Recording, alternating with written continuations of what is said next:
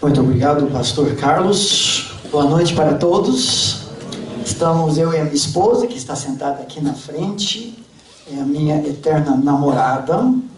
Durante os últimos 35 anos, 10 meses, alguma coisa. Essa vez eu não vou chutar o que é. Quase 36 anos que Deus nos tem dado juntos. Parece ontem que tudo começou. E o nosso assunto vai ser um pouco uma história de amor nesta noite. Um pouquinho da nossa história, mas muito mais pensando na sua história. Uma história que está sendo escrita já. Cada decisão na sua vida. Cada passo que você toma em direção à luz ou às trevas. Hoje nós estudamos junto com uma turma o dia todo aqui o livro de Provérbios, que fala justamente isso. Provérbios 4, 18 e 19 diz que cada passo que nós tomamos em direção à luz leva para mais luz. Mas cada passo em direção às trevas leva para mais trevas. Graças a Deus que Ele é grande o suficiente que mesmo quando nós dermos um passo fora do caminho de Deus, não está tudo perdido. Ainda há esperança. Só que no processo nós perdemos o que é mais precioso da nossa vida, que é tempo, oportunidades. Durante aquele tempo que nós estávamos longe da perfeita, boa, agradável vontade de Deus. Eu imagino que a razão que tirou você de casa para esse lugar nesta noite, para muitos pelo menos, é um desejo, uma fome para conhecer a vontade de Deus para a sua vida.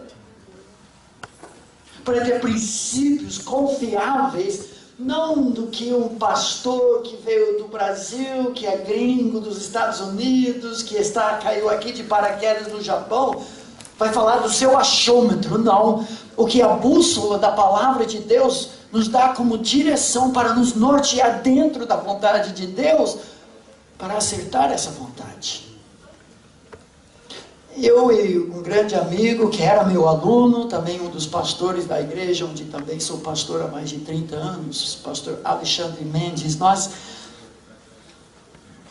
trabalhamos 2 livros juntos, com esse título, O Namoro e o Noivado. Não que eu, mas que Deus sempre quis. E um volume que acompanhou, que são perguntas e respostas. Agora, nós deixamos muito claro. Não são as nossas palavras, nós não somos autoridades sobre o assunto, na medida em que nossas palavras combinam com a palavra de Deus, então são palavras de Deus. Eu não estou aqui para falar sobre os nossos livros, e sim a palavra de Deus que nos norteia. A nossa história começou, como já falei, quase 36 anos atrás. Deus nos deu como casal 6 filhos. Pode falar agora. Nós temos hoje 14 netos. Descobrimos logo antes dessa viagem que o 15º neto estaria chegando. Essa história pode ser a sua. Acho que você não quer isso. Tudo bem, menos. Mas é uma aventura. A vida em família.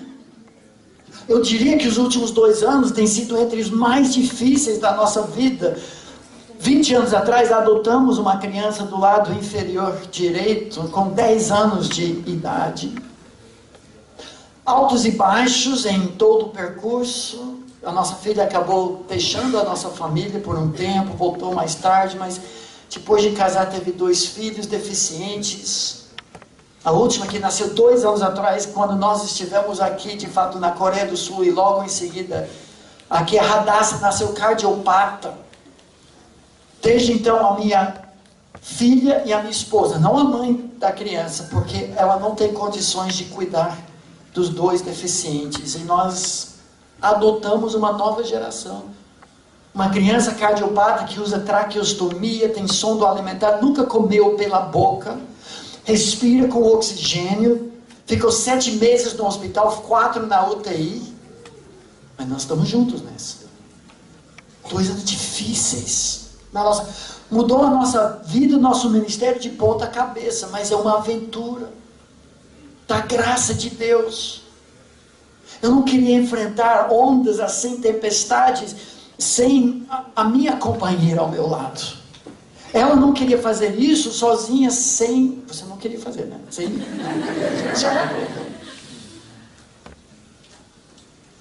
De coração, gente, sabe o que nós desejamos? Vocês jovens, são muitos jovens aqui. De todo o coração, o que eu queria para vocês, pela graça de Deus, é o que Ele nos deu. Amizade crescente ao longo dos anos. Eu quero morrer com ela. Se ela morrer primeiro, não. Se eu morrer primeiro, eu mato. Será que é possível isso hoje? É possível criar um relacionamento saudável em dias em que há tantos ataques, em que o inimigo que odeia a família? Há esperança para o namoro e noivado visando o casamento. Não estou falando de paparico, namoro de praia, ficar com um, ficar com o outro, usar um, usar outro. Eu estou falando de relacionamentos sólidos, verdadeiros. Eu não estou exaltando também o casamento acima da solteirice. Porque eu creio que é a vontade de Deus para alguns, talvez muitos aqui, que não se casem. Que dediquem sua vida para o serviço do Senhor, de corpo e alma, sem distração. Você tem condições dadas por Deus para fazer isso? Você não é cidadão de segunda classe. Todos nós vamos passar boa parte da nossa vida como solteiros. Como você está usando esse período na sua vida? Como vai usar no futuro, quando ficará solteiro algum dia? Pela viuvez, talvez. Não são cidadãos de segunda classe, nós temos que avaliar em primeiro lugar, será que Deus quer que eu tenha um companheiro, uma companheira, notem, do sexo oposto? Infelizmente hoje eu tenho que destacar isso. Para andar comigo na jornada da vida, para me complementar, para ser melhor amigo da minha vida, como ferro com ferro se afia, me afiando para ser mais parecido com Jesus. Alguns vão servir a Deus sem esse parceiro, pela graça de Deus, durante a sua vida. Agora, quando eu penso nesse assunto, eu não tenho como não pensar no versículo que eu lembro até hoje. Eu tinha acho que 15 anos, quando um pastor pregador meu lá nos Estados Unidos falou sobre Salmo 11, versículo 3, a pergunta que diz: quando os fundamentos estão sendo destruídos, o que pode fazer o justo? Uma boa pergunta. Quando os fundamentos estão sendo destruídos, será que tem esperança? Existe, sim. A resposta é refazer os fundamentos. A nossa casa no Brasil já é bem antiga, acho que tem mais de 50 anos a nossa casa. E num período nós descobrimos uma grande infiltração de água na parte inferior da casa, e começamos a cavar e descobrimos mesmo que o problema é que a casa foi construída sobre encanamento de manilha, que é encanação de barro. E com o passar de tempo, a casa se assentando, as raízes infiltrando, quebraram os canos. O que nós precisávamos fazer? Isso estava afetando o quê? O fundamento. Inclusive nosso quarto, por causa disso, se assentou de tal forma que se inclinou para o lado. E tem noites que eu acordo no chão porque eu fui rolando. Mas não é tão ruim assim. Agora ninguém vai comprar minha casa. Mas precisávamos refazer todo o encanamento para refazer os alicerces. É possível, mas é difícil. Agora, a palavra de Deus nos diz, e o texto que foi o tema do nosso casamento, 36 anos atrás, leia junto comigo o texto de Salmo 127, versículo 1. Todos juntos, acorda, igreja. Se o Senhor não edificar a casa, em vão trabalham os que a constroem. Salmo 127, 1. O oposto é implícito. Se o Senhor for o construtor da casa, não é nada em vão, vale tudo. Mas como fazer com que Deus construa? No dia 24 de julho de 1982, nossa história começou numa pequena ilha. Eu preparei tudo isso com jacaré dentro da água em volta para minha esposa não escapar. Meu sogro, que é muito criativo, ele até colocou blocos, fundamentos e pregou em cima desse texto, Salmo 127, 1, e nos deu o desafio: Jesus tem que ser o construtor do seu lar. Mas se você só começar no dia do seu casamento, é tarde. É possível, mas é tarde. Sabe quando nós começamos com nossos filhos a construir o fundamento do seu futuro lar? Quando nasceram. O exemplo da amizade conjugal, da resolução dos conflitos inevitáveis. Muitos casais hoje casam com estrelas nos olhos, achando que vida, casamento, romance, amor será um mar de rosas. Não é assim. Eu não quero que seja assim. Você queria ser uma palmeira plantada em shopping? Num canteiro raso? Sem raízes? Tudo bem, está tudo protegido, 1000 maravilhas dentro do shopping. Mas o que acontece quando vem terremoto? E os fundamentos são sacudidos. Ou você quer ser uma palmeira plantada à beira-rio, mar.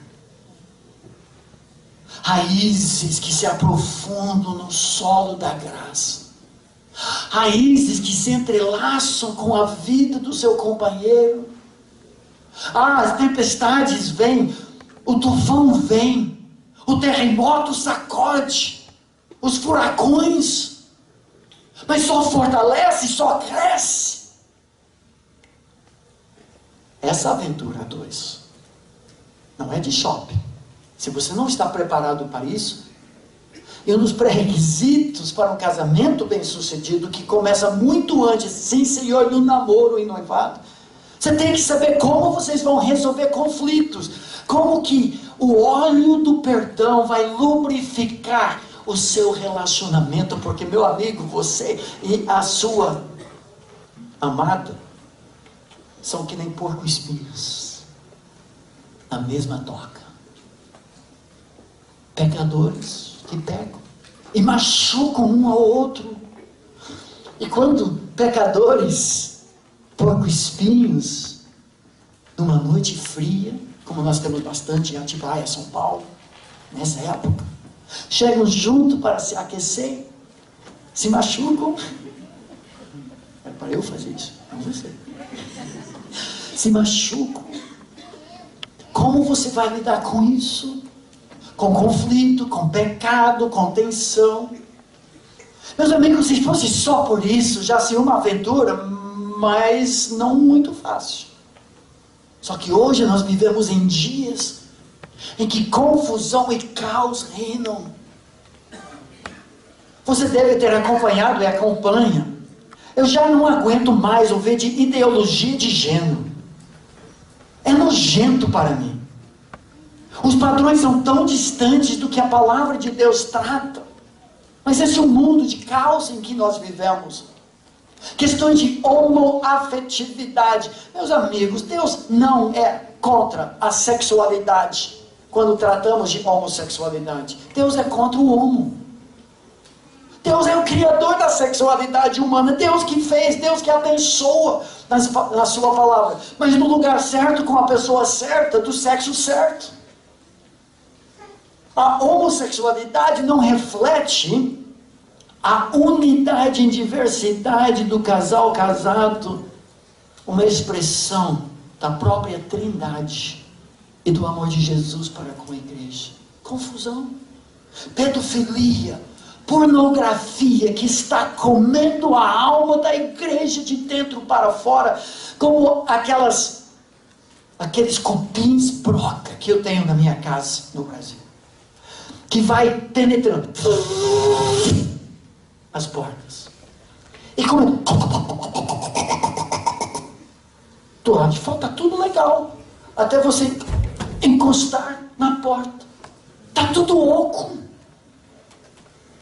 A igreja é uma casca, porque nós temos grandes porcentagens dos nossos jovens, não somente os meninos, homens, as mulheres hoje também de forma super não natural, viciados em pornografia, criando padrões horríveis, que muitos têm arrastando para dentro do casamento, homens forçando a mulher a práticas pornô, nojentos para elas, e às vezes vice-versa. Caos e confusão. Vocês talvez acompanharam todo conflito, caos mesmo, em termos do Banco Santander, do ano passado, com exposições em São Paulo, promovendo homossexualidade, sodomia, pedofilia, escolas de criancinhas indo, vendo essas coisas, em nome da liberdade da arte, a sociedade promovendo isso. E todo dia uma nova lei passando, antibíblica, antifamília, antirrelacionamento legítimo. Um tempo atrás a revista Veja, claro, para vender mais revistas na sua capa, é só colocar a palavra sexo e chama toda a atenção. Mas diz assim, na revolução de costumes, na geração Z, elas e eles se dizem neutros. E a sexualidade é fluida. E você não tem nada com isso. Me desculpa, Senhor, mas tem sim. Porque o Criador da sexualidade é quem dita as regras. Nós somos criaturas dele. Talvez para enfatizar a loucura do mundo em que nós vivemos, foi lançado ano passado uma propaganda da companhia aérea KLM no Facebook, para jogar na plateia desses movimentos de ideologia de gênero, LGBT e tudo mais. E colocaram na propaganda 3 cintos de segurança, arco-íris, e com a legenda que disse isso: não importa com quem você dá um clique. As pessoas olhavam para os cintos de segurança de avião e, peraí, somente 2 desses, um desses aqui funciona. Importa sim, porque 2 desses você morre. Só um deles funciona. E logo eles tiraram, porque foi um absurdo isso. Importa sim com quem você dá um clique. Enquanto isso, o que nós temos visto é uma epidemia de divórcio e imoralidade no Brasil. Hoje, no Brasil, 1 em cada 4 casamentos termina em divórcio. Nos Estados Unidos já chegou a 1 em 2 e depois melhorou um pouco. O problema, e aqui entra a nossa palestra. Só para vocês saberem, o nosso plano é dividir em 2 partes. Haverá um pequeno intervalo, quem precisa ir para o banheiro, tudo mais. Acho que o pastor Carlos tem alguma palavra. Vamos retornar para a parte menor e algumas perguntas e espero que vocês tenham respostas. Ou não, é um pouco o contrário, né?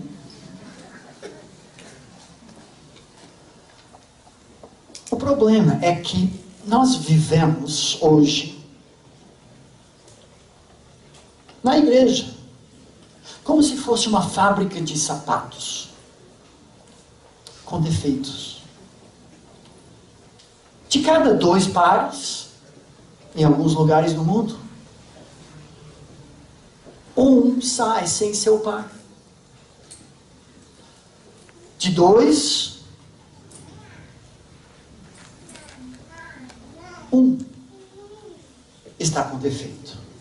Se você fosse o dono de uma fábrica e no final da linha de produção você percebesse, peraí, nós estamos perdendo de cada 2, 1.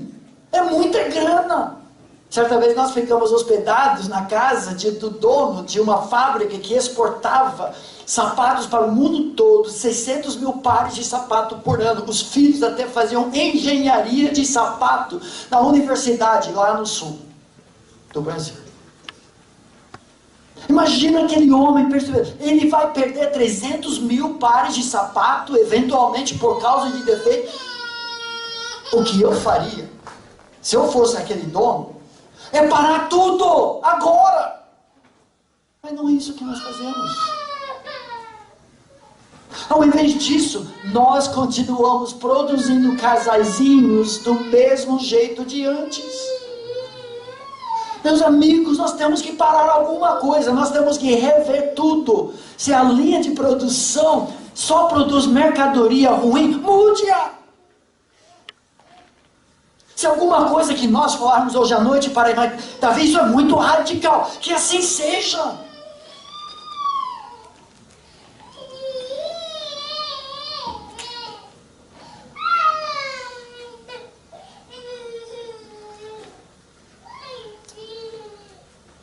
Se não está funcionando o que já estamos fazendo, por que continuar fazendo a mesma coisa?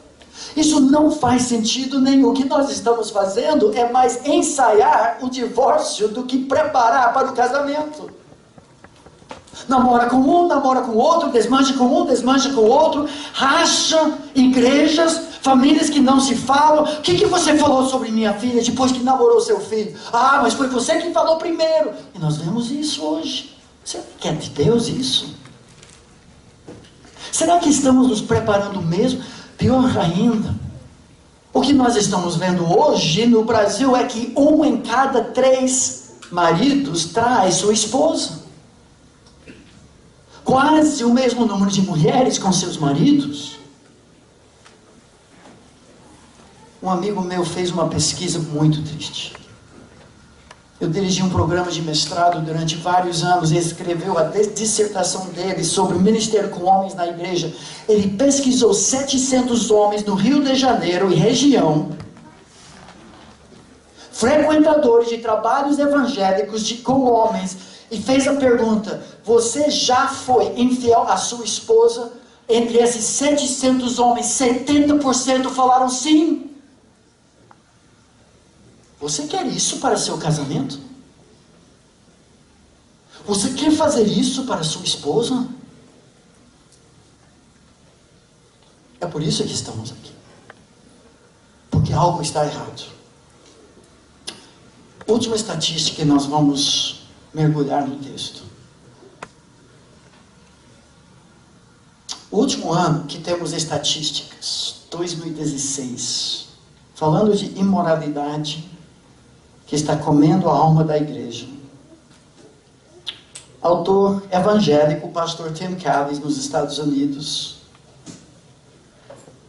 descobriu que o maior site do mundo pornográfico, e são milhões mesmo, indústria multibilionária, um único site, entre tantos outros, o maior, mas um único, registrou 4,6 bilhões de horas de acesso, o equivalente de 524 mil anos de vídeo pornográfico, 92 bilhões de vídeos assistidos, o equivalente de 12,5 vídeos assistidos naquele ano por cada pessoa do planeta. E você imagina que são bilhões que não têm acesso a nada disso.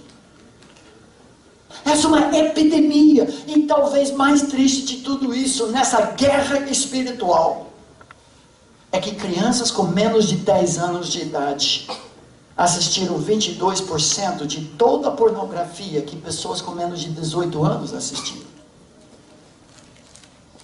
Que é muito.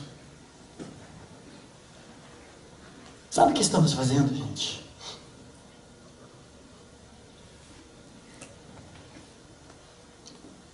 Estamos fazendo que nem um sujeito naufragado numa ilha deserta, cercado de água salgada, sem água doce. Um dia passa, dois, ele não aguenta mais. Sedento, ele cede à tentação e bebe água salgada em volta. Sabe o que acontece quando o desidratado bebe água salgada? Ele morre desidratado, encharcado de águas. Porque a salinidade da água entra no seu sistema sanguíneo e dilui a pouca água que ainda resta dentro dos seus corpos vermelhos. Por um processo de osmose, a pouca água que tem naquelas células passa pela parede celular para diluir a salinidade do seu sangue e ele enche de água e morre desidratado. Você que é viciado em pornografia está vivendo isso.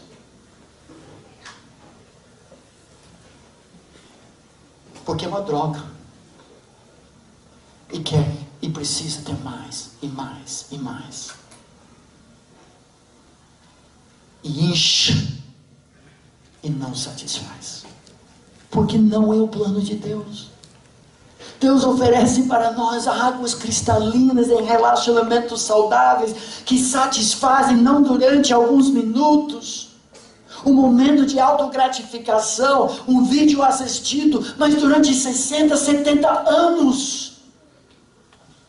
Rios e rios de águas saudáveis que correm dentro do seu leito. E é proposital o uso da palavra leito.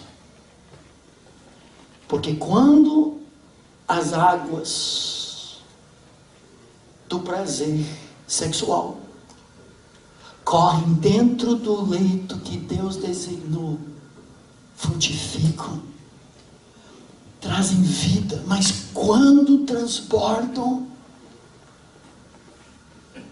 as suas fronteiras detonam, matam, passam doentes, transmitem. Então a pergunta para nós não é: que namoro eu quero? A pergunta é: que namoro Deus quer? Primeiro, vamos definir o que eu entendo ser namoro nessa palestra para fins de estarmos na mesma página. Defino o namoro assim: namoro é o período de relacionamento que envolve duas pessoas do sexo oposto que assumem um compromisso mútuo, e aqui que é a frase-chave, com o objetivo de decidir sobre matrimônio ou não. Vocês precisam entender, quando eu falo de namoro, não estou falando do ficar. Não estou falando de crianças cujos pais estão incentivando. Ah, você já tem namoradinha? Com 6 anos de idade. Isso é um absurdo. Se você é pai, aqui pare de fazer isso. Que não é hora.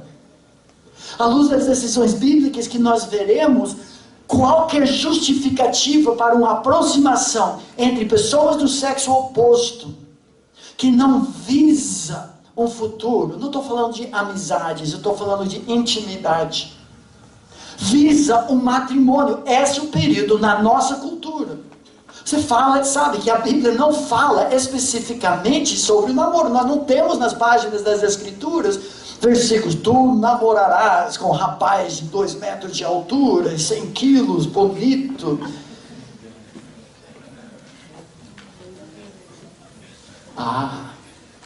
Mas a suficiência das Escrituras traça princípios que influenciam culturas.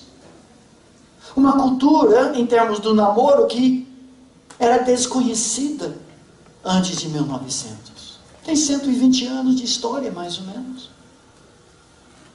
Foi justamente quando o automóvel, o carro, se tornou um veículo de transporte comum, mais comum, nos anos 20 e 30, especialmente nos Estados Unidos, que jovens tinham de repente maior liberdade de se estender além das fronteiras da vigia dos seus pais, que iniciou-se o que nós entendemos hoje como namoro. Antes disso era corte. Nos anos 60 e 70, uma revolução sexual no mundo inteiro transformou para sempre as atitudes e práticas do namoro, da imoralidade, da fornicação. Hoje, a porta se escancarou totalmente. E nós, como cristãos em Cristo Jesus, aqueles que já o conhecem, nós somos do contra. Nós não podemos ser que nem aquele sapo de sangue frio que foi colocado dentro de uma panela sem tampa. E aos poucos aquela água foi imperceptivelmente aquecendo. Em qualquer momento, o sapo poderia pular fora, salvar a sua vida. Mas ele vai se adaptando, até ferver o seu sangue e morrer dentro da panela. A palavra de Deus diz para nós não nos conformarmos a esse mundo. Nós temos que ser transformados pela renovação da nossa mente com padrões novos, diferentes. Então eu gosto desse ditado que diz: antes que cases, vê o que fazes. O que nós queremos, de forma muito simples, é deixar aqui 2 princípios. Princípios bíblicos não é a soma de tudo que Deus fala. O primeiro princípio tem a ver com autoridade e a segunda com amizade. Fácil, não? Autoridade, amizade. A submissão às autoridades que Deus colocou em nossas vidas nos ajuda a caminhar dentro da sua vontade. Eu quero saber a vontade de Deus, mas eu não quero saber o que meus pais pensam. Eu quero ter a vontade de Deus na minha vida, mas a multidão de conselheiros não entende quem eu sou. Eu quero acertar a vontade de Deus para a minha vida, mas eu não vou falar com o meu líder da mocidade, do meu pastor. Você está perdido.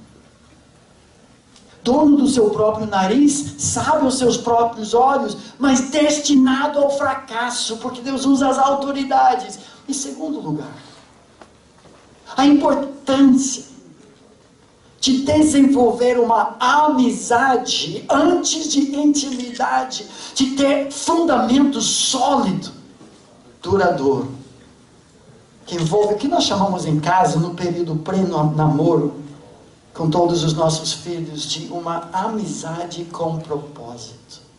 Então, em primeiro lugar, o que a palavra de Deus diz sobre autoridades e a vontade de Deus? A submissão às autoridades que Deus colocou em nossas vidas é que nos ajuda a caminhar dentro da sua vontade. Vamos imaginar um casal jovem, óbvio, não tanto, mas quer se aproximar. Só que ainda não se conhecem também. Mas na medida em que cada um vai caminhando mais próximo de Deus, mais, nós nunca fizemos isso, mas está saindo bem, viu? Mais se aproximam um do outro. Quando fazem isso debaixo da autorização daqueles que Deus colocou para norteá-los dentro da sua vontade, não tem como não dar certo. Agora, para isso, gente, deixa eu mostrar para vocês o que a autoridade da palavra de Deus fala e como usa as autoridades da nossa vida em termos do que eu chamo as 3 decisões mais importantes. Talvez seja a coisa mais importante que falaremos hoje, então não esqueça disso. Eu vi isso 34 anos atrás, nunca esqueci. Pré-requisitos para casamento, eu diria para namoro. As 3 decisões mais importantes da sua vida. Em primeiro lugar, essa pergunta: quem é mestre da sua vida? São 3 M's, tá bom? Você nunca vai esquecer disso. Primeiro M é mestre, repita comigo. Mestre. Ixi, foi fraco. Já estão comigo. O primeiro M é? Mestre. O primeiro M é? Mestre. O segundo é? Você não sabe porque eu não falei? Quem é mestre? Quem manda na sua vida? Como você vai se juntar a outra pessoa como cúmplices no cumprimento da obra de Deus, quando você não sabe a quem vai servir? A palavra de Deus diz assim: buscai, pois, em primeiro lugar o reino de Deus e a sua justiça, e todas essas coisas vos serão acrescentadas. Você quer aceitar a vontade de Deus, mas não sabe a quem você vai servir? Está perdido, literalmente. O desafio da palavra de Deus é que Ele seja o mestre da nossa vida. A segunda decisão: qual a sua missão? Agora a coisa começa a apertar mais. Quem é mestre, qual é a sua missão? A primeira palavra é? Mestre. Segunda palavra é? Missão. A segunda palavra é? Missão. A primeira palavra é? Mestre. A terceira não dei ainda. Missão. O que é que Deus te chamou a fazer na vida? Vamos ser realistas. O que de bom pode sair de um namoro de duas pessoas com 14 anos? Pode até ser saber que Jesus é mestre da sua vida. Cada um já se lançou sobre os braços de Jesus, a obra final da cruz. Se viram como miseráveis pecadores. Só o sangue de Jesus paga o preço do seu pecado, a ressurreição deles garantindo o perdão dos pecados. Ótimo, mestre decidido. Mas missão? Com 14 anos você sabe para que Deus te chamou? Então como você vai juntar uma pessoa cujo propósito de vida é ajudar você a cumprir sua missão, se você não sabe qual é a sua missão? Está brincando com fogo, mexendo com corpos desenvolvidos o suficiente para ter explosão de hormônios quando você pega na mão, quando você dá um abraço, quando dá um beijo, e a coisa vai avançando. Que bom pode sair disso? A porcentagem de namoricos assim, que terminam com bom propósito, é extremamente pequeno. É uma fábrica de sapatos que quase nunca dá certo. Pode ter exceção, pode ter alguns casais aqui, mas isso não justifica o resto. Olha o que diz esse mesmo capítulo de Mateus. Davi, isso é muito radical. Tudo bem, é radical, é a palavra de Deus. Você quer terminar como os outros? Ninguém pode servir a dois senhores. Isso é mestre.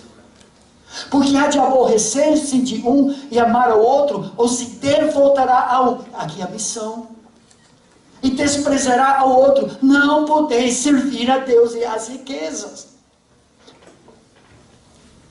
É uma das razões que na nossa família, antes dos 18 anos, nem se pensa em namoro. De preferência para minha filha caçula, nem antes dos 40. Só que eu perdi, ela vai casar o ano que vem. Na nossa igreja, nós temos 1.300 membros na nossa igreja. Centenas de jovens que se compactuaram conosco. Não é uma seita, viu? Com menos de 18 anos, nós não acompanhamos o namoro, mas depois desse momento, nós temos casais mentores que vão encontrar com esse casal mensalmente, comer uma pizza, conversar e ajudar o casal a se fortalecer, ou decidir que não é a vontade de Deus. Mas de novo a pergunta: se você não sabe o seu chamado, eu não estou falando específico de ser engenheiro no Iraque, mas em termos genéricos, não um emprego. Qual é a sua vocação? O lugar onde Deus quer que você o sirva. Só nesse momento você pode juntar-se a outra pessoa que tem o mesmo mestre, uma missão compatível. Não é que ela tem que sentir chamado para trabalhar com o povo Dani, no quem? Não acredito. É meu chamado também. Agora vamos juntos. Não. Mas direção geral da vida, eu quero é servir a Deus. Eu quero ser missionário. Eu quero te ajudar no cumprimento da missão, seja onde que for que Deus nos chame. Mulher, você tem direito de ter um chamado, vocação e dizer, não, eu vou para Papua Nova Guiné servir a Deus o resto da vida. Tem todo o direito de fazer isso. E tem todo o direito de ser solteiro o resto da sua vida. Talvez. E Deus também pode dar um marido para você lá. Não tem que ser tão específico. Isso nos leva para a terceira decisão. Que é a resposta à pergunta, com quem será? Quem será um marido ou mulher? Ou talvez, resumindo tudo isso, matrimônio. Terceira decisão.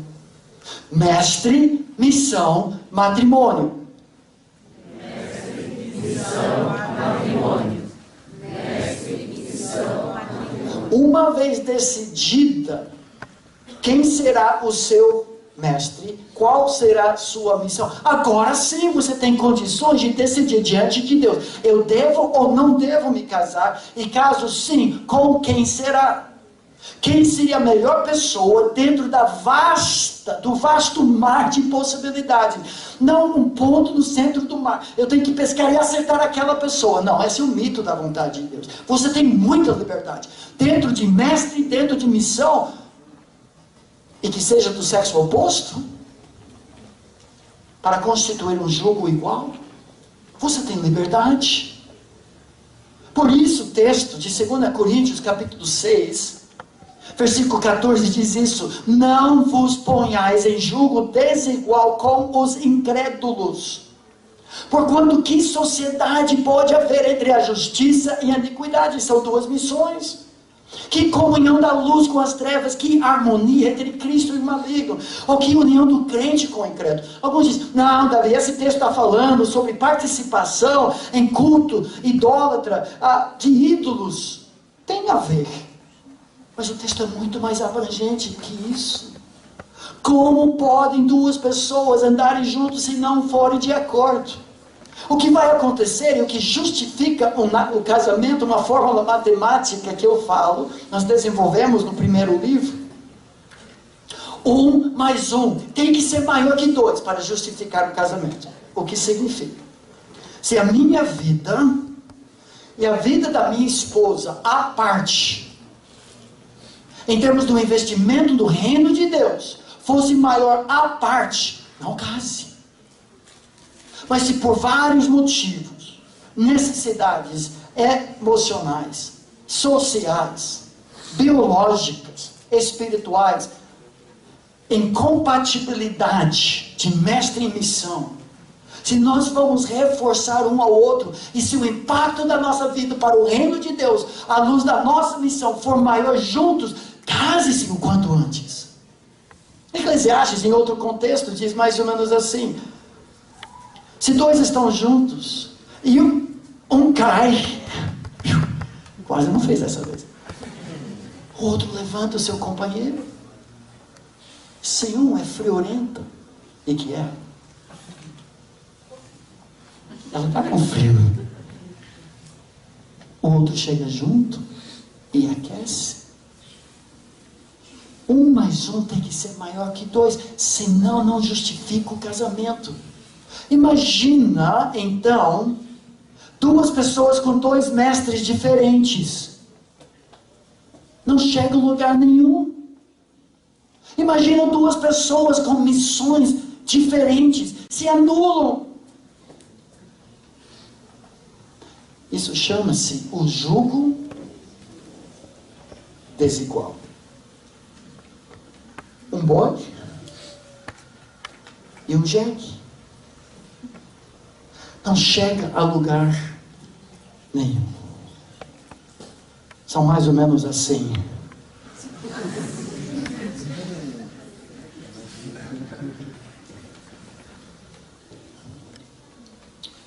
Mas o que tudo isso tem a ver com autoridades? Primeiro, a autoridade de Deus.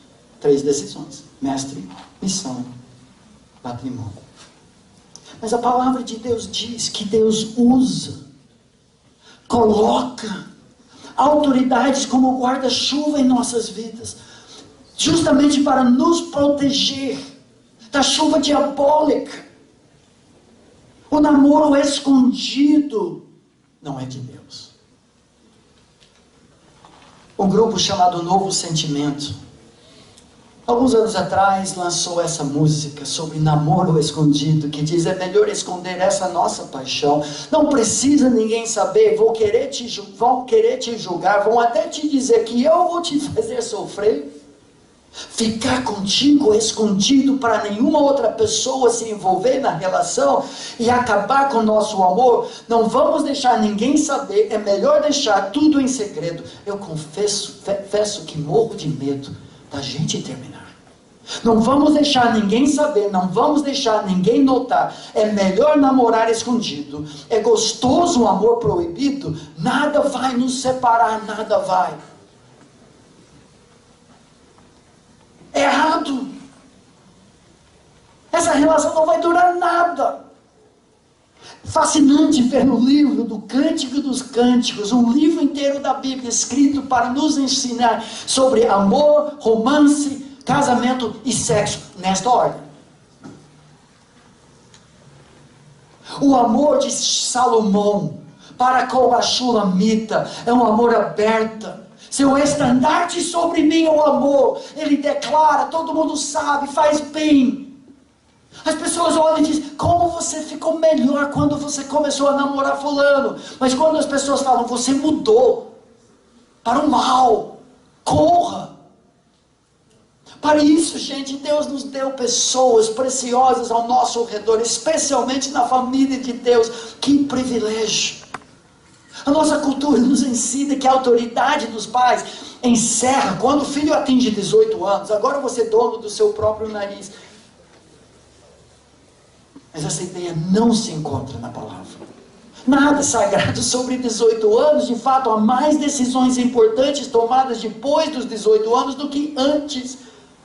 Por isso Deus nos deu a autoridade chamados pais, pastores e conselheiros. Quando o casal de namorados se coloca debaixo das autoridades que Deus colocou em suas vidas, e as autoridades debaixo de Deus, a bênção. Mas se o casal se insistir em se afastar disso, estão expostos. Como pode dar certo quando você está quebrando a vontade de Deus?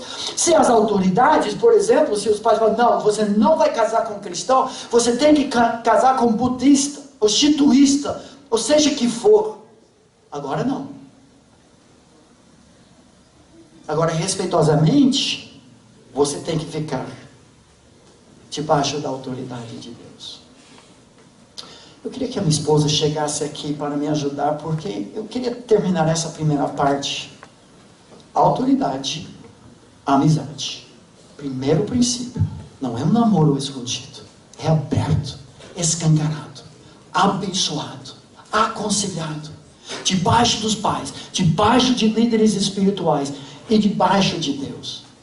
Mas como? Os pais e os filhos que querem isso poderiam se colocar debaixo. O que os pais poderiam fazer isso e como os jovens podem ajudar nesse processo? É muito importante os pais estarem muito envolvidos no namoro dos seus filhos. Agora aqui nós estamos falando para os filhos, não para os pais. Então vocês jovens precisam se submeter. Muitos falam: mas meus pais não ligam, meus pais não estão nem aí. Eles falam: a decisão é sua. Mesmo assim, converse com teus pais, pergunte para eles o que eles acham, tentam gastar tempo um na casa do outro para conhecer bem os pais um do outro, porque os pais é quem conhece melhor o filho, os pais é que amam mais, querem o melhor. Então, você se submetendo à autoridade deles, você está se protegendo. No caso dos nossos filhos, nós incentivamos muito estarem na nossa casa ou na casa do outro com os pais, ou juntos na igreja, assim ministrando nos trabalhos da igreja, se conhecendo muito bem e dando muita oportunidade para os pais conhecerem bem e poderem orientar com uma informação boa. E como que os pais podem ajudar e os jovens, por sua parte, em termos da pureza do casal, diante de tantas seduções, tantas tentações? Algumas ideias práticas, coisas que pela graça de Deus fizemos, e sejam os pais incentivando isso, ou os próprios filhos gerando isso, o que pode acontecer? Bom, uma coisa que os nossos filhos queriam e que nós fizemos com eles, eles queriam um símbolo, alguma coisa concreta, que pudesse servir de lembrança para sempre ter na mente a importância de se manter pura, até o dia do casamento, não se entregar. No caso das meninas, nós, quando elas eram bem jovens, assim, com 13 anos mais ou menos, nós compramos um pingente de ouro, um formato de um cadeado, mas um cadeado com um formato de coraçãozinho que tinha buraquinho de chave. E compramos uma chave de ouro. E demos para a menina o cadeado e a chave nós guardamos. Por quê? Nós somos o guardião do coração da nossa filha. No dia do casamento, foi entregue essa chave para o noivo, então mostrando até aqui, nós então protegemos o coração da noiva, da menina, né? E demos então para o marido, que agora era a tarefa dele. Para os meninos, eles não queriam um pingente de ouro, né? Então fizemos uma coisa diferente. Compramos um baú bem masculino, um baú pequeno. Compramos um pingente de ouro, um coração, mas que ficou dentro do baú. Colocamos cadeado nesse baú. Guardamos a chave do cadeado. No casamento também. Nós abrimos então esse baú. E ele, o filho, então pegou esse coração e entregou para sua noiva, entregando o seu coração para ela. Então são símbolos, uma coisa bonita, fácil de fazer. E o jovem cujos pais não estão nem aí, o que pode fazer ele ou ela mesmo para representar esse símbolo?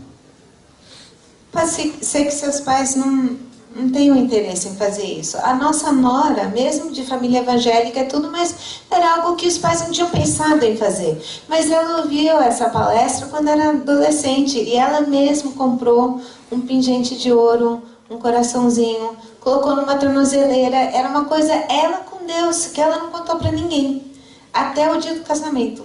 E daí ela escreveu uma carta e pediu para o pai dela ler essa carta dela, se entregando pura para o nosso filho. Então tem tantas maneiras, vocês são muito criativos, tem tantas maneiras de fazer isso, mas ajuda a ter um símbolo, alguma coisa, ou prestação de contas com alguém.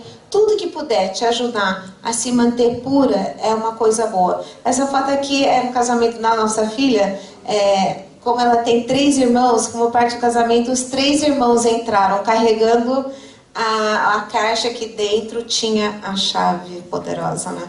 Então daí nós abrimos e ele ameaçou engolir a chave, mas entregamos sim para o nosso genro. Aqui foi o momento em que a nossa nora explicou a chave, o coração que ela tinha guardado. Eu só quero dar uma palavra para líderes de igreja também. A igreja tem um papel muito importante em tudo isso também. A igreja precisa ensinar os pais sobre a importância deles serem os guardiões do coração dos seus filhos. Chamamos isso na nossa igreja do projeto Jó, de treinamento de pais de adolescentes.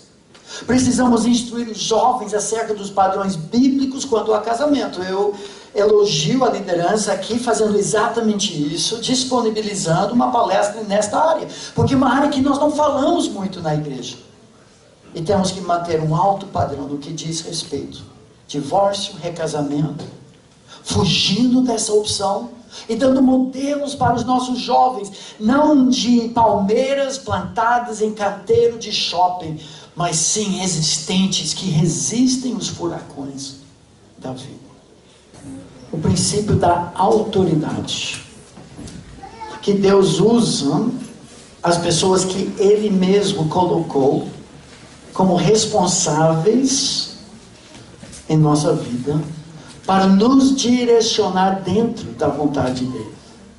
Nós trabalhamos as 3 perguntas principais em termos de decisões. Em primeiro lugar, quem é? Mestre.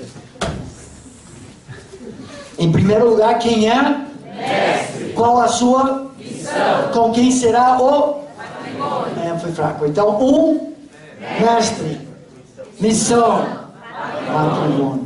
E descobrimos que Deus nos direciona e nos abençoa quando nós nos posicionamos debaixo das autoridades. E contra é quebrar a cara nas paredes invisíveis da sabedoria divina que Deus colocou.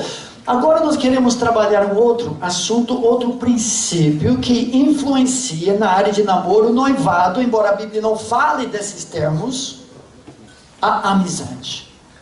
O fundamento sólido de um relacionamento duradouro que envolve uma amizade profunda antes da intimidade. O que nós podemos chamar de uma amizade com propósito.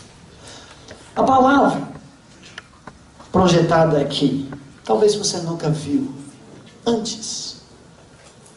Idade Mitchnik não é uma palavra indígena, mas é a intimidade soletrada de trás para frente.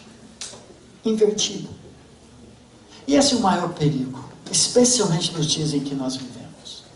Em que a intimidade vem antes da amizade.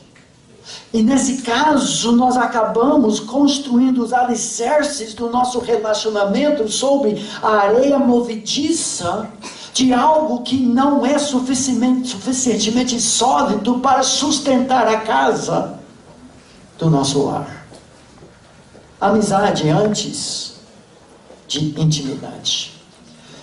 Abre sua Bíblia no livro de Provérbios, capítulo 27. Alguns princípios para relacionamentos de amizade sobressaem do livro de Provérbios. Quais seriam as qualidades de uma amizade, namoro saudável? Eu vejo pelo menos 3. Poderíamos multiplicar a lista, mas biblicamente em Provérbios nós descobrimos, em primeiro lugar, que o amigo de verdade provoca melhoras no seu caráter. Provérbios 27, 17 diz assim: como o ferro com o ferro se afia, assim o homem ao seu amigo. Uma verdadeira amizade é sempre para o melhor, não para o pior. Então, se há pessoas que estão questionando, se você ouve pessoas dizendo coisas como eu já mencionei, do tipo: Maria, o que aconteceu? Você não é mais a mesma pessoa como antes de namorar João. Aqui são sinais de alerta. Porque a natureza do relacionamento criado por Deus é que a vida de Cristo seja manifestada através do relacionamento a dois para abençoar outros. 1 mais 1 tem que ser maior que 2. Se um se junta ao outro e a soma é 0, me desculpa, amigo, mas esse relacionamento exclusivista que não inclui outros, que não abençoa outros, não é de Deus. De fato, um conselho prático que temos visto na vida dos nossos filhos bem casados é um envolvimento ministerial, o envolvimento de amizade no contexto ministerial. O melhor lugar do mundo para descobrir se vocês são compatíveis como amigos é no contexto de servir outros. Mulheres, é no contexto de servir outros que você vê o coração dele. Ele é interesseiro, ele é egoísta, ou ele pode segurar uma criança pequena com o nariz sujo que está espirrando sobre ele e fazer isso de bom grado. Ele tem um coração outrocêntrico porque Deus o chamou para amar você como Cristo amou a igreja e se entregou por ela. Ele é capaz de fazer isso para outras pessoas, se não corra. O desenvolvimento de relacionamentos no contexto ministerial, trabalhando na recepção da igreja, ajudando com juniores, dando uma aulinha, tocando no louvor, servindo. Que lugar melhor para testar as águas da amizade e ver se vocês se complementam ou não. Número 2, o amigo de verdade dá conselhos sadios. Olha capítulo 27, versículo 6. Leais são as feridas feitas pelo que ama, porém os beijos de quem odeia são enganosos. Versículo 9 diz: como o óleo e o perfume alegram o coração, assim o amigo encontra doçura no conselho cordial. Ou seja, a pessoa que você quer como seu melhor amigo do resto da vida é uma pessoa que afia sua vida através de conselhos, através de confrontação, através de crítica. Você só quer uma pessoa que carimbe tudo que você já decidiu? Certa vez alguém falou assim: no casamento, se duas pessoas sempre concordam, uma delas é desnecessária.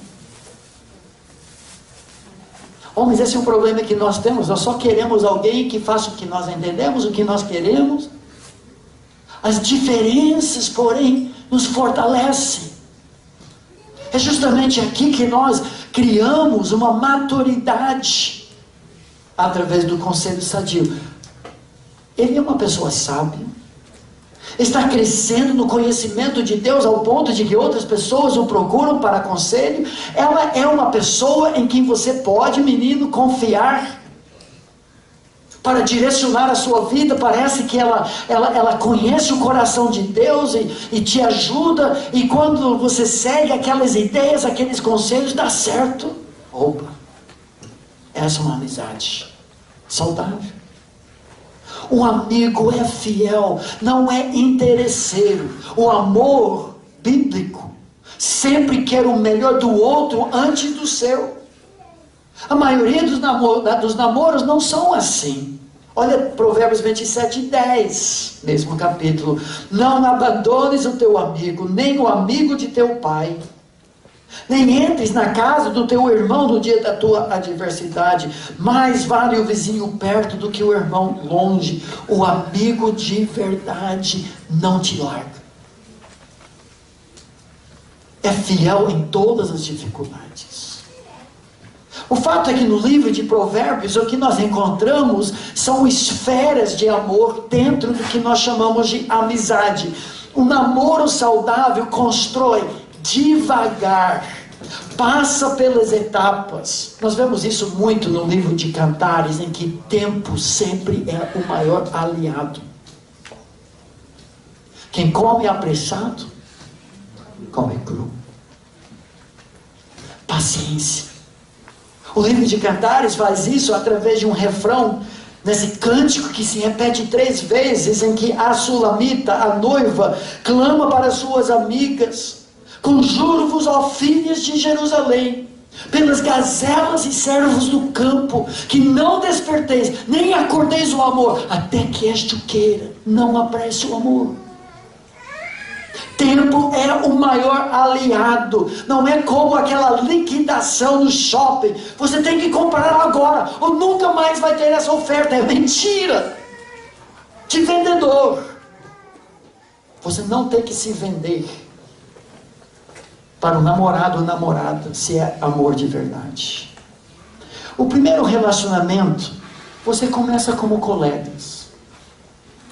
O termo mais abrangente na língua hebraica, no livro de Provérbios, são pessoas, talvez, aqui nessa sala. Alguém que é da mesma igreja, mas você nunca teve um papo, talvez de uma outra igreja, de vez em quando tem algum intercâmbio. Você viu de longe, mas não tem mais. Mas, por qualquer circunstância, você consegue chegar mais próximo, o que a Bíblia chama de vizinho. Você fica no mesmo grupo pequeno da igreja, na mesma classe. Vocês fazem uma mesma viagem missionária. Vocês estão no mesmo time. São vizinhos. Mas com o passar de tempo e provas de confiabilidade, compatibilidade, envolvimento ministerial, saída em grupos juntos, e às vezes você acaba sentando juntos na praça de alimentação do shopping, e o papo vai, o papo vem, e você percebe que tem algo a ver. E uma pessoa ou outra, e talvez um conselheiro fala: você já pensou em fulana? Não. Começa a se aproximar, e com o passar de tempo chega no nível do que o livro de Provérbios chama daquele que ama. Agora é sério. Porque mesmo que não combinar no casamento, esse nível exige que você procure, como nos outros também, mas de forma mais íntima, sempre o melhor máximo da outra pessoa. E às vezes isso significa dizer não ao casamento. Porque o melhor para aquela pessoa não é você, é uma outra pessoa. Mas o livro de Provérbios descreve o casamento como sendo o nível mais profundo de amizade. Casamento bíblico é aliança, define-se como aliança, compromisso, até que a morte o separe. É uma sala matrimonial em que você entra e tranca a porta e joga a chave fora da janela. Porque se não fizer isso, vai ter motivo de divórcio. Vai. Tem. Mas quando vocês se trancam dentro da mesma sala, com o compromisso, aconteça o que acontecer, nós vamos resolver os nossos problemas. Impressionante quantos casamentos sobrevivem. Quando chega nesse nível, porém, se for corrido, você pode levar uma facada nas costas. Infelizmente, 2 dos textos de Provérbios que tratam de melhores amigos também mencionam a traição. Você não expõe seu coração precipitadamente, precocemente diante de alguém, sem conhecer bem aquela pessoa. Não tem garantias. Mas tempo é o maior aliado em relacionamentos duradouros. Eu quero dar algumas sugestões e depois pedir para minha esposa compartilhar sobre um pacto de namoro que desenvolvemos. Mas como desenvolver um namoro saudável? Deixa eu dar algumas ideias. Em primeiro lugar, desenvolva todos os aspectos da sua amizade antes de qualquer envolvimento físico. Maior equívoco, maior engano, e talvez o que é mais radical de tudo que nós estamos falando: Espere um envolvimento físico que já engatilha hormônios que começam a ofuscar a sua visão. Você quer desenvolver uma plataforma sólida de amizade antes de qualquer intimidade. Número 2, desenvolva uma amizade profunda, centrada em Cristo, que visa uma vida outrocêntrica. Antes de assumir o compromisso de namoro. Já falei, o contexto ministerial é o melhor lugar para desenvolver, para testar se a outra pessoa é compatível e sabe amar. 3, restaure relacionamentos do passado.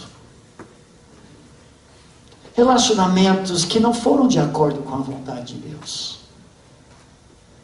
Que talvez deixaram um mau testemunho. Tem que usar muita sabedoria. Talvez conselheiros precisam interferir aqui para avisar se você deve ou não voltar a falar com aquela pessoa que talvez você defraudou fisicamente. Avançou sinal. Antes de começar outro relacionamento, limpa o passado, para não deixar a igreja também rachada. 4, estabeleça projetos pessoais de desenvolvimento do seu caráter e de habilidades desejáveis como cônjuge. O que é isso? Não desperdice a sua solteirice, essa é a ideia, a sua juventude. Não fique parado, resmungando, porque ninguém quer namorar comigo, se oferecendo. Desenvolva a sua vida, tem projetos de vida, viaje. É agora, talvez nunca mais. Não fique parado, resmungando porque você não tem alguém ao seu lado. Desenvolva qualidade de caráter para tornar-se mais desejável e tocar a sua vida. Enquanto isso, algo que nós recomendamos para os nossos filhos.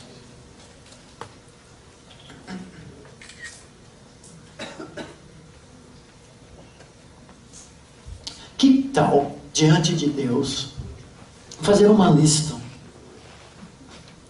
Conhecendo a si mesmo, ou aos poucos se conhecendo melhor. Seu mestre, sua missão, áreas fracas e fortes da sua vida. Que tipo de pessoa você acha diante de Deus você precisa para somar com sua vida, para contribuir para o reino? Que tal fazer uma lista, 5, 7, 10 itens que você está atento, para não diminuir o seu padrão? Por favor, não faça isso. Não caia no desespero. Muito melhor você ser solteiro e desejar ser casado do que ser casado e desejar ser solteiro. Antes que cases, vê o que fazes. Faça essa lista, mas não faça só pensando em você, pensando na glória de Deus, a pessoa com quem você será mais compatível, enquanto você mesmo desenvolve essas qualidades de caráter. Número 5. Formular uma ideia das qualidades de caráter e características essenciais e não essenciais. Aqui é a ideia que eu peguei carona do número 4, mas dividir essa lista, o que é essencial. Primeiro lugar, que conheça Jesus de verdade, uma conversão comprovada. Número 2, que tem uma missão compatível com aquilo que eu sinto que Deus quer que eu faça. Número 3, aqui é opcional do seu desejo, que tem o desejo de morar no Japão o resto da sua vida. Você tem direito de colocar isso. Mas talvez não essenciais, que seja um atleta que joga basquete muito legal, porque você gosta e acha que seria legal. Isso é negociável, outros não. E 6, estabeleça seus próprios padrões de namoro, baseados na palavra de Deus, antes de se envolver emocionalmente com alguém.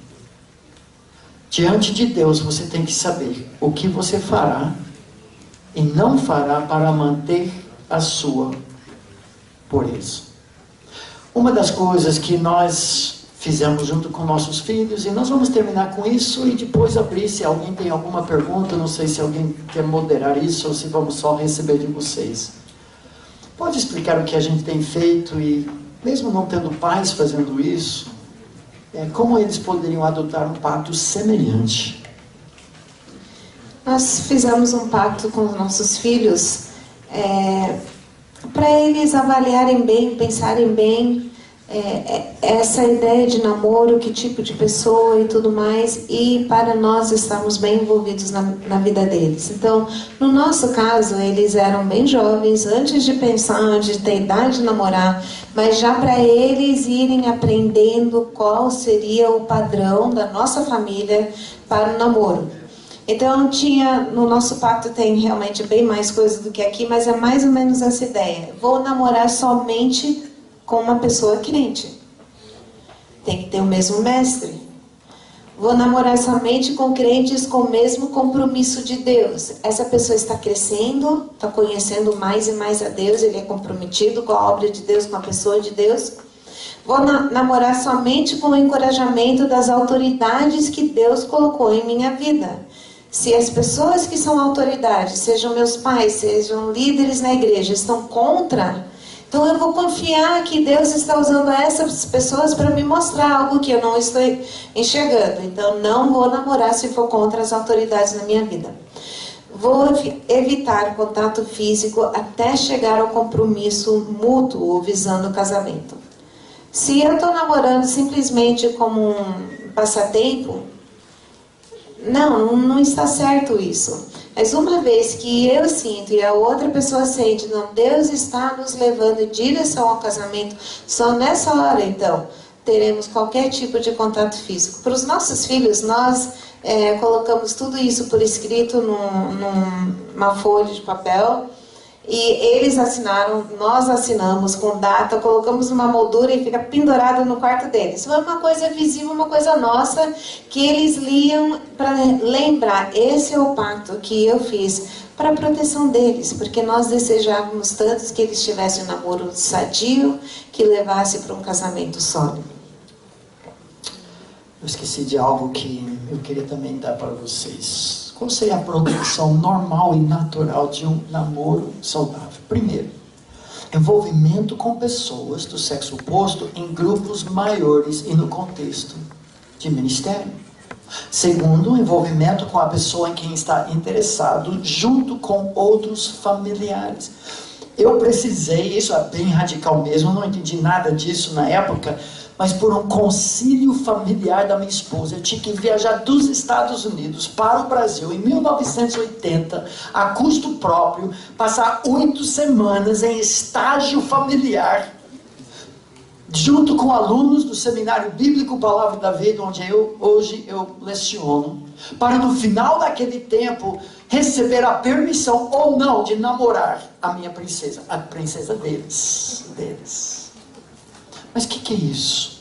É o envolvimento da família, porque são as pessoas que vão apoiar o casamento, você não quer eles do contra.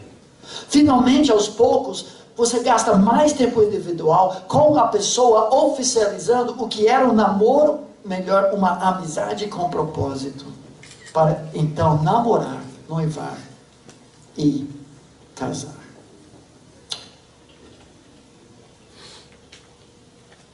E agora? Perguntas. Tem outro microfone? Laura, tem? Você tem. Já. Você tem uma pergunta, uma dúvida, tanto para mim como a minha esposa? Ela vai ficar aqui comigo, que eu estou cansado, estou em pé o dia todo dando aula. E vamos terminar esse tempo. Levanta a mão para Glauber poder te ver. Não tem nenhuma pergunta estúpida, a não ser a pergunta não feita que você queria tanto fazer.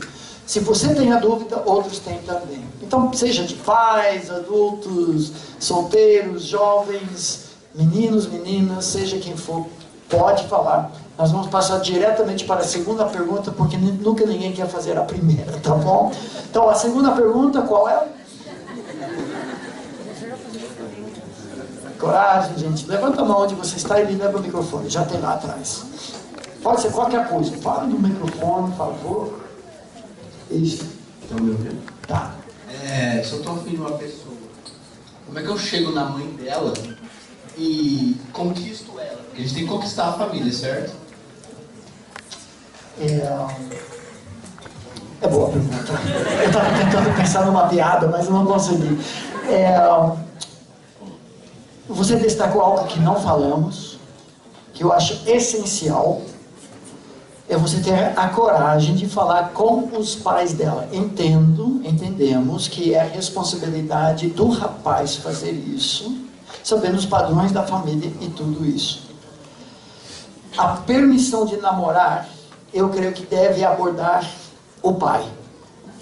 O pai é o guardião do coração da sua filha. Então, a autoridade que ela tem. Isso eu faria depois de trabalhar os conselheiros, pessoas que têm. Mas muito antes disso, o problema que nós temos é que nós apressamos as coisas de tal forma que nem conhecemos muitas vezes a família do pretendido antes desse momento. Isso é um ridículo. Você deveria ter passado um bom tempo já conhecendo a mãe, passando tempo lá com a família, ao ponto de ser a coisa mais natural. Se é do nada, de repente, bate palma da porta, chega lá e lá vem o pai com metralhadora. E aponta na sua testa: o que você quer? Sai daqui, moleque. Não, ele já te conhece. Agora, concordo contigo. O que eu fiz foi conquistar o coração da mãe. Ela é chave nesse processo, porque ela é o pescoço que gira a cabeça da família. Então eu faria isso através de amizade, eu daria rosas, chocolate, tudo isso. Mas conquista antes de pedir E quando pede a autoridade da família, você faz isso de forma muito natural. Eu acho que chegou a hora que eu gostaria de oficializar o nosso namoro, mas somente com a sua permissão. Legal. Ok. Laura, aqui na frente.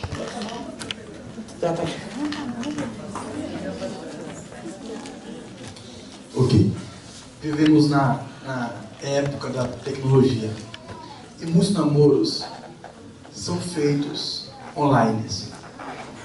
Namoros, noivados, casamentos. E o Senhor colocou o princípio do Casamento online?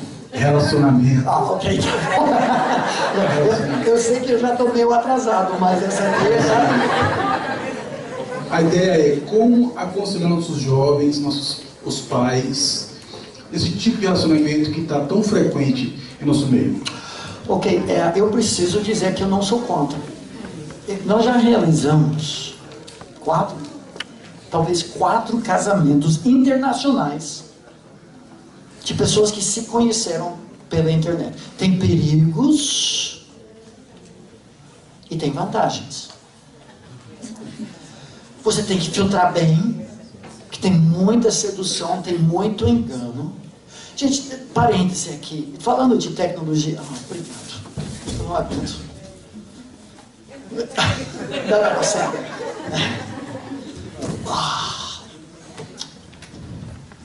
É que ontem nós corremos até a praia e deu 3 horas de corrida. Era só 200 metros, mas... Uma das coisas que fizemos antes do namoro, sempre praticamos esporte juntos e era principalmente correr.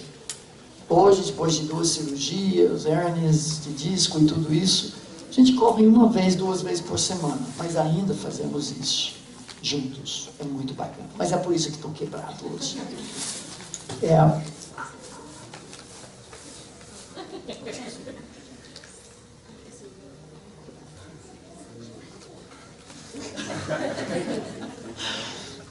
Temos que tomar muito cuidado com os filtros, o tipo de pessoa, o engano. Mas vamos imaginar que tem razoável confiança de que é legítimo, é uma pessoa de verdade, a foto é aquela... agora sei o que eu ia falar, o parênteses.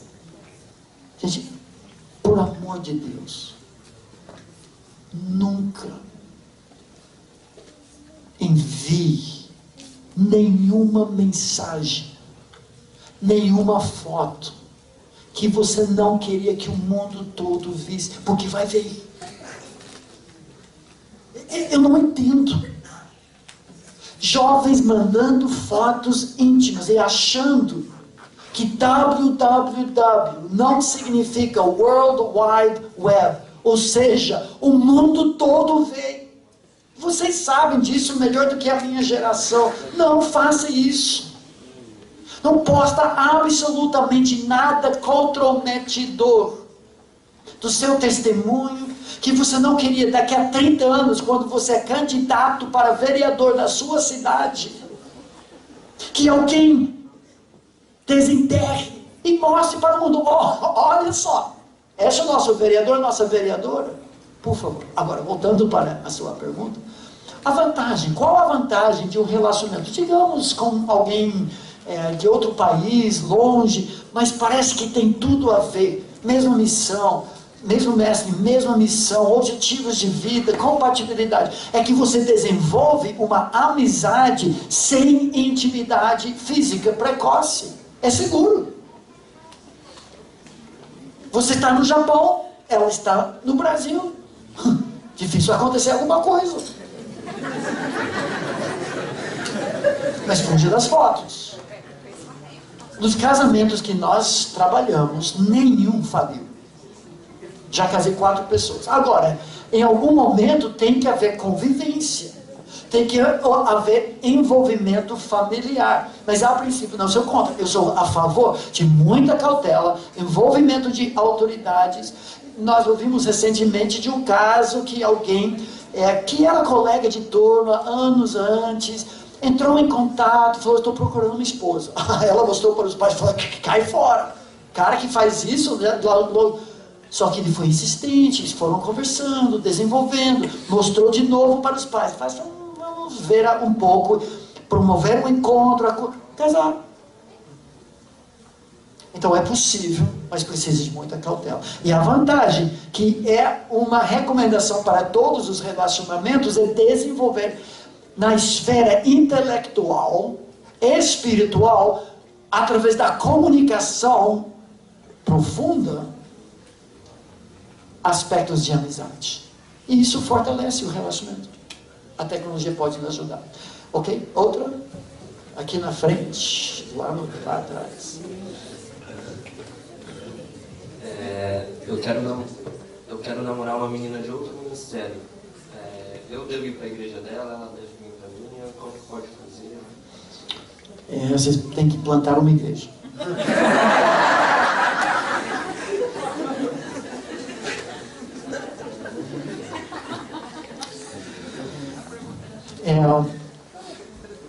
Cada caso é um caso. São vários fatores. Eu não gosto da alternativa, que é cada um ficar numa igreja diferente. Eu conheço um pastor cuja esposa não frequenta a igreja dele. Tem pecado nisso? Não posso dizer que é pecado, mas se o propósito da nossa união é servir a Deus juntos, se a família da fé é o nosso vínculo mais forte na terra, tem que decidir. Eu não vou ser machista, eu não creio que é machismo dizer que tem que ser a igreja do marido. São outros fatores: distância, oportunidades ministeriais, compatibilidade, pessoas disponíveis para mentorear o nosso relacionamento, e juntos vocês têm que achar um acordo. Se não conseguirem achar um acordo, então vocês não devem continuar. E essa área espiritual é muito importante. Pegando carona, respondemos essa pergunta no livro, de perguntas e respostas sobre namoro e noivado, e diferenças doutrinárias. Ela é a penteca. E ele é conservador, frio que nem... Não vou falar. Cláudio, estou brincando. Nem creio no Espírito Santo. Não é isso. Você tem que avaliar se vocês conseguem servir a Deus juntos, com diferenças. Um é calvinista roxo, o outro é arminiano cor-de-rosa. A Glória usou dessa aqui. Gostou. Vai ser difícil. Vai. Porque cada semana ela vai perder a salvação, enquanto ele persevera. Mas é importante trabalhar essas diferenças. Desculpa, brinquei com eu não deveria ter feito isso. Próximo. Ixi, pastor Hélio. Não, a pergunta não é minha. Tem várias pessoas ouvindo pela internet, e Rafaela Macedo fez uma pergunta aqui. Ela fala o seguinte: não sou eu que estou fazendo a pergunta. Estou orando com uma pessoa que está do outro lado do mundo. Eu não sei onde ela está.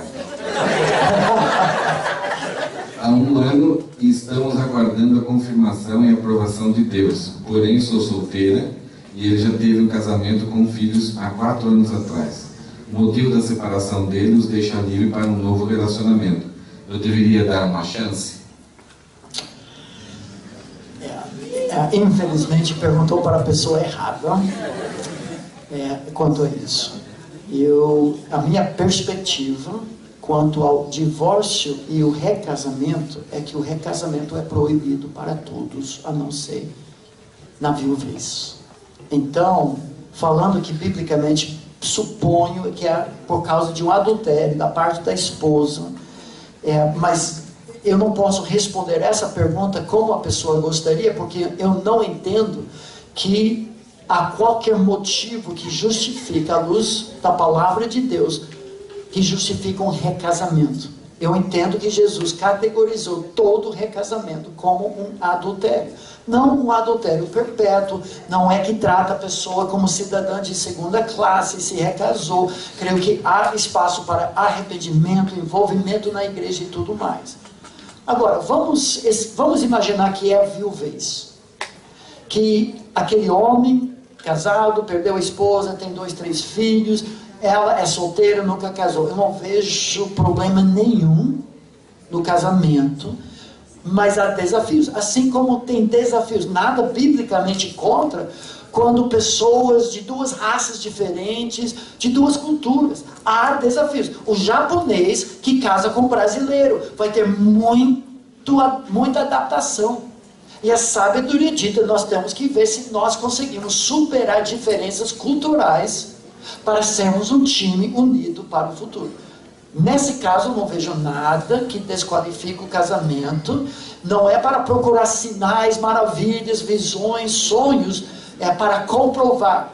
Nós já falamos o que comprova. Compatibilidade, confiabilidade, mesmo mestre, mesma missão para justificar o matrimônio. 1 mais 1, mais que 2. Aqui atrás. Eu queria saber do pastor, sua esposa. A palavra de Deus fala que as más companhias corrompem os bons costumes. Como que o pastor e a esposa agiu quanto aos seus filhos? Em termos de amizades, tá falando? Amizade até viver um namoro. Tá. Nós fomos pais muito presentes com os nossos filhos, então conhecemos bem as amizades deles. Eram convidados para passar o tempo dentro da nossa casa, a não ser que conhecêssemos muito bem a família dos amigos. Os nossos filhos nunca chegaram nem perto de namorar alguém que não fosse uma pessoa muito... Na verdade, todos namoraram e casaram com a primeira namorada deles. Então, o namorado deles. Podemos ter amizades com pessoas e devemos ter amizades com pessoas descrentes, mas amizades íntimas, que requer uma confiança e uma certa... Para você ser íntimo com alguém, você tem que ter muita coisa em comum. E alguém que é do mundo, que não tem a mesma fé do que eu não tenho essa possibilidade de ter essa intimidade. Então, os amigos mais próximos, mais íntimos, eram pessoas que também tinham o mesmo mestre do que eles. Não sei se você quer. Eu acho que acompanhar as amizades, como ela falou, nós sempre preferimos que a nossa casa fosse o lugar das amizades e do namoro. Mas mesmo assim, por exemplo, a nossa filha tem 23 anos de idade, ficou lá no Brasil, cuidando da nossa netinha cardiopata, mas há restrições. O namorado só vai para a nossa casa com a presença de alguém, uma outra enfermeira que está, um parente, ou eles namoram na casa da nossa filha e do nosso genro, que moram 200 metros da nossa casa. Mas são vários princípios que tanto eles como nós pactuamos para proteger os dois, o seu testemunho e as tentações. Eles querem ajuda e nós ajudamos junto com familiares. Acho que é isso. Outra pergunta aqui. Eu queria saber que se Deus escolhe com quem ele vai ficar, casar também. Essa boa pergunta que muitas pessoas ficam conturbadas, aflitas. A minha perspectiva da vontade de Deus não é que existe uma pessoa no mar da humanidade e cabe a você descobrir essa pessoa. Eu creio que a vontade de Deus revelada é a nossa responsabilidade. Deuteronômio 29, você precisa olhar depois. Diz que as coisas encobertas pertencem ao Senhor nosso Deus. As reveladas a nós. Nós não precisamos nos preocupar com a parte da vontade de Deus não revelada, mística, essas questões de relacionamento, e sim com a parte da vontade de Deus que Ele já revelou. Se Ele já revelou a vontade de Deus, por exemplo, a palavra de Deus, essa é a vontade de Deus, a vossa santificação. É como uma linha de um campo de futebol, ok? Vocês são o campo aqui. Uma das linhas dentro das quais você está no jogo é santificação, pureza. Outra linha é salvação. A vontade de Deus é que todos sejam salvos. Outra vontade de Deus é sede por Deus. Santificação, salvação, sede por Deus. Essa vontade de Deus, diz o apóstolo Paulo, orar sem cessar, regozijai-vos sempre, em tudo dai graças. Sede por Deus. Dentro desse campo da vontade de Deus já revelada, eu estou jogando. Lá fora, eu estou brincando. Eu posso fazer embaixada, mas eu não estou no jogo. Agora, uma vez dentro do que eu chamo da vontade de Deus moral revelada nas Escrituras, eu tenho liberdade. Eu não preciso descobrir aquela pessoa. Eu sigo os parâmetros. Mas em campo, eu posso passar, eu posso fitar, eu posso chutar. Agora, tem jogadas que são melhores que outras. Isso exige o técnico. Qual é o seu nome? Lucas. Passa a bola, cara. Chuta! Tem conselhos, sábios, mas não é a sua responsabilidade descobrir uma pessoa mística que Deus, como se fosse um mal-humorado, ele está escondendo a vontade. Deus está mais interessado que você descubra a vontade dele e viva a vontade dele do que você está. Porque o reino dele, a glória dele. Então, acalme seu coração. Eu creio de todo o meu coração. Quando nós nos preocupamos com a parte da vontade de Deus já revelada, Ele cuida do resto. E Ele vai fazer isso quando você está no pior lugar do mundo, sem candidatos, sem perspectiva. Alguns de vocês talvez estejam numa igreja pequena, de brasileiros, poucos jovens. Abra os olhos. Hoje. Não, desculpa.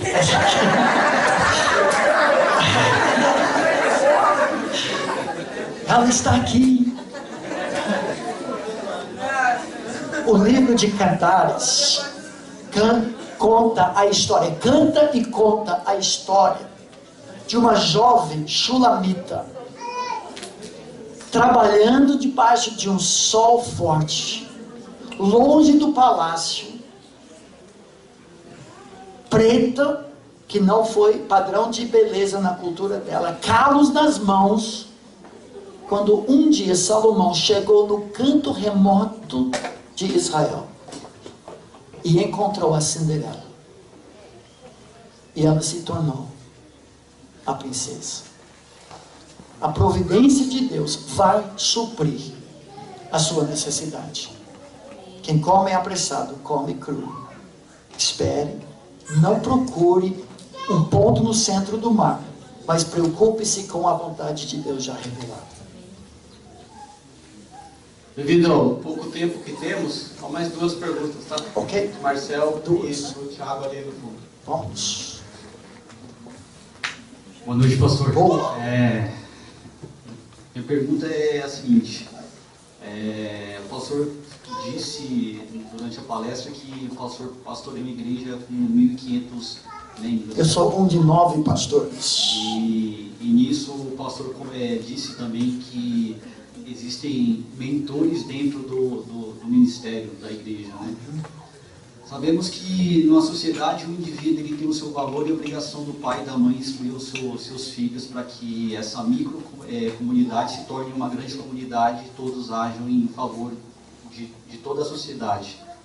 E que em governo existem pastas ministeriais que essas pastas comunicam à sociedade e ao governo as suas necessidades.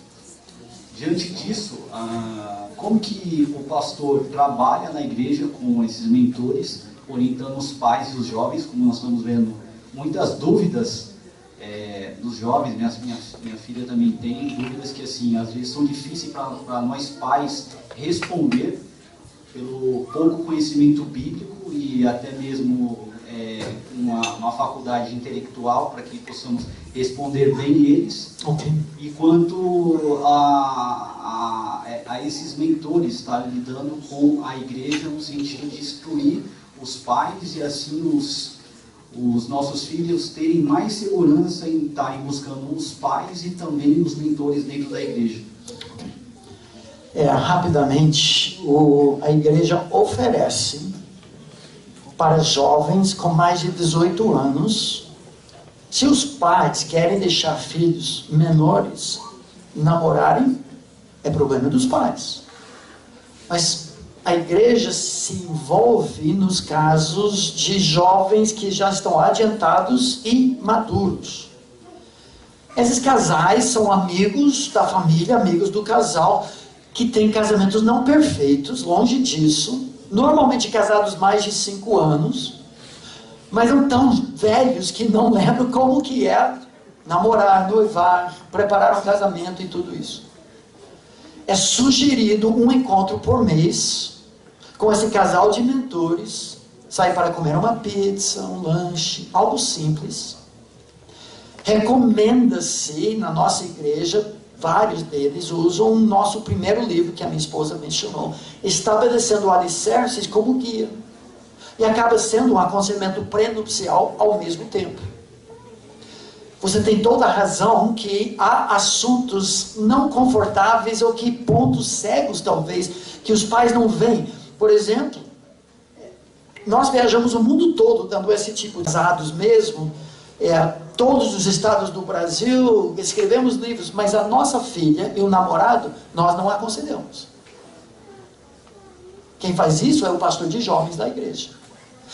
Nós acompanhamos o coitado do rapaz. Ele já leu Homem Nota 10, ele já leu o Mapa do Tesouro, ele já leu... o cara, ele tem que ler 16 livros para começar a chegar perto da minha casa, para pensar em falar comigo sobre beber uma água na minha casa. Não é tão ruim, mas quando ele sofreu. Tem 2 futuros cunhados que são pastores, um que é capitão da aeronáutica americana e outro que é um dos pastores da igreja. Então ele sofreu muito, mas valeu a pena, que a minha filha é a princesa mesmo. Também educamos. Então eles são acompanhados pelo pastor de jovens da igreja e nós também trabalhamos muito isso. Na igreja, nós temos vários projetos, mas de ensino de pais de adolescentes, por exemplo. Meu filho, quando era pastor de adolescentes, começou um projeto Jó que intercedia pelos seus filhos adultos, de equipamento dos pais em como lidar com esses assuntos com seus filhos, jovens, adolescentes, etc. Então, algumas respostas sobre como nós fazemos de prática.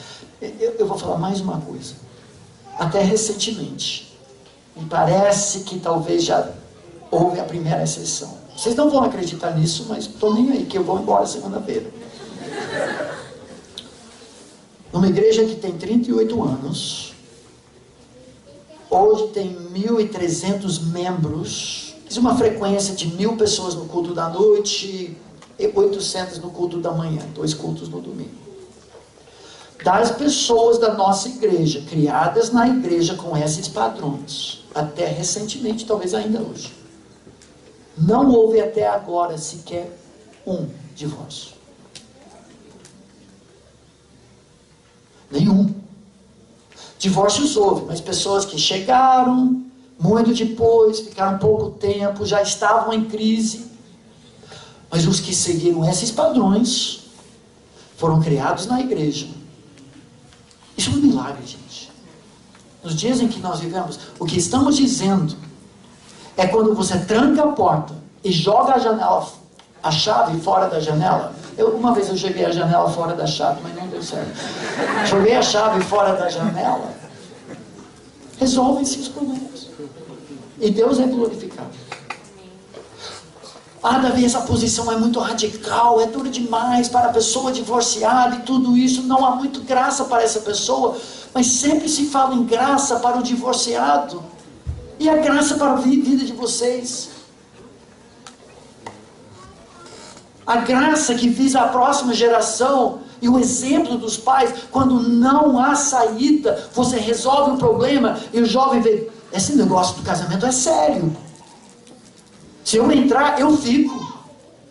Isso é graça. Para uma nova geração, corações de crianças que não vão ser rachados. Seus corações. Ok, última pergunta, porque está na hora de ir para casa. Deixando claro a dúvida de um amigo meu, né? A pergunta não é minha. Claro que eu sei. O que eu perguntar é que qual o tempo ideal de namoro para decidir se vai casar ou não? Excelente. Ezequias 39, versículo 22, diz que o tempo ideal é de 2 anos, 6 meses, 7 dias e 3 horas. Pode conferir em casa. Você quer responder isso aqui? Eu estou cansado.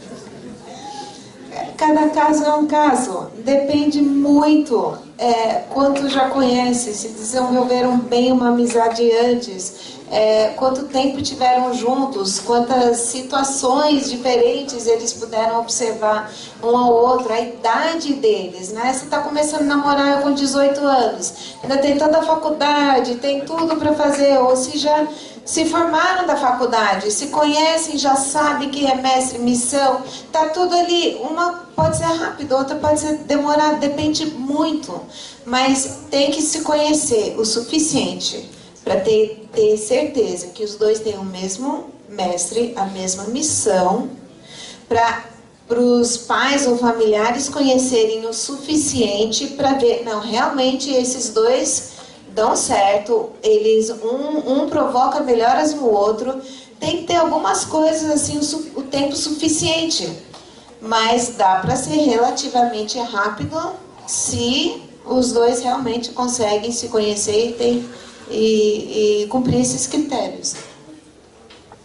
Só tem um versículo que trata um pouquinho disso.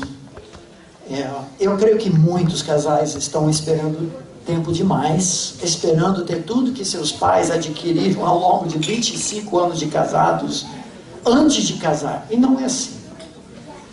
Mas tem sabedoria. Provérbios 24, 27, última palavra, diz assim: cuida dos teus negócios lá fora. Faculdade, às vezes um mestrado, emprego. Apronta a lavoura, o seu campo, naquela época agrícola, a plantação, e depois edifica a tua casa. Não diz, espere ter 2 carros, 0, um sítio na praia, todos os móveis da casa, uma televisão 199 polegadas. Não precisa de tudo isso, mas precisa ter condição de sustentar uma família. Então, parte da resposta à pergunta é o tempo suficiente para ter condições. Agora, se não tem, não deve estar namorando. Não é que não pode estar namorando quando está visando o fim, mas se o fim é 6, 8, 10 anos, por favor, você está brincando com fogo. Tem uma amizade, mas não entre no namoro porque não está pronto para casar. Apronta a lavoura e depois você casa. Que Deus os abençoe.